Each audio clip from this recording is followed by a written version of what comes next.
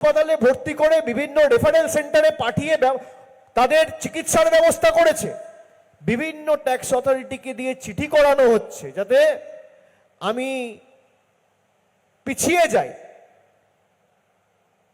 আমি জোর গলায় বলছি, এখানে মিডিয়ার প্রতিনিধিরা আছে, 5 বছর 6 বছর 7 বছর ধরে আমি ইডি সিবিআই এর বিরুদ্ধে লড়াই করছি, লোয়ার কোর্ট থেকে হাইকোর্ট, হাইকোর্ট থেকে সুপ্রিম কোর্ট।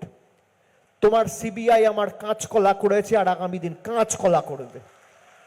আমি মানুষকে পরিষেবা দেওয়ার জন্য এসেছি, মানুষকে পরিষেবা দেবো। কেউ কেশাগ্র স্পর্শ করে দেখাও মানুষের ক্ষমতা কি, আগামী দিন লেজে গোবরে বুঝিয়ে দেবো।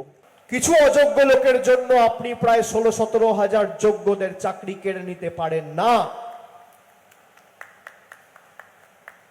আমি এখানে বিজেপির ধারাবাহিকতা দেখছি যে একজন ভুল করেছে পুরোটা বাতিল করে দাও। আচ্ছা বলুন তো, এই হাসপাতালে 100 জন ডাক্তার, পরবর্তীকালে 300-400 জন ডাক্তার কাজ করবে, 1000 জন স্টাফ কাজ করবে।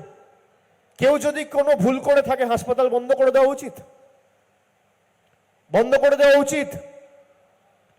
একজন পৃথক বা 2 জন পৃথক বা 5 জন পৃথক যদি ভুল করে থাকে তাদের বিরুদ্ধে ব্যবস্থা হোক, কেউ তো বারণ করছে না। কিন্তু 5 জনের ভুলের শাস্তি আপনি 5000 লোককে দেবেন। 100 জন ভুলের শাস্তি আপনি 17 লক্ষ লোককে দিয়েছেন। 17 লক্ষ তো আমি কম বলছি, আমি খালি আবাস আর আবাস প্লাসের তালিকা বলছি। যদি আপনি প্রকৃত অর্থে প্রকৃত প্রাপকের সংখ্যা বার করেন, 50 লক্ষ মানুষের বাড়ির টাকা কেন্দ্র সরকার আটকে রেখেছে। এই স্বাস্থ্য ক্ষেত্রে ক পয়সা দিয়েছে কেন্দ্র সরকার?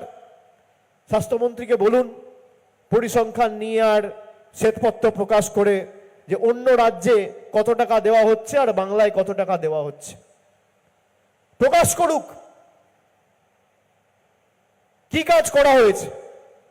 এমনকি আমি যখন ডায়মন্ড হারবারে 2024 সালের প্রথম দিকে বার্ধক্য ভাতার শ্রদ্ধার্ঘ্য প্রকল্প শুরু করি, তখনও যাতে আমি এটা না করতে পারি সে কারণে বিভিন্ন ট্যাক্স অথরিটিকে দিয়ে চিঠি পাঠানো হয়েছে, আমাকে ভয় দেখানো। আবার আমরা যখন সেবাশ্রয় করেছি, যারা 12 লক্ষ মানুষকে বিনামূল্যে বিনা পয়সায় চিকিৎসার পরিষেবা পৌঁছে দিয়েছে, ওষুধ পৌঁছে দিয়েছে, বিভিন্ন রকমের টেস্টের রিপোর্ট পৌঁছে দিয়েছে, তাদের অস্ত্রোপচারের ব্যবস্থা করেছে, তাদের হাসপাতালে ভর্তি করে বিভিন্ন রেফারেল সেন্টারে পাঠিয়ে তাদের চিকিৎসার ব্যবস্থা করেছে। বিভিন্ন ট্যাক্স অথরিটিকে দিয়ে চিঠি করানো হচ্ছে যাতে আমি পিছিয়ে যাই।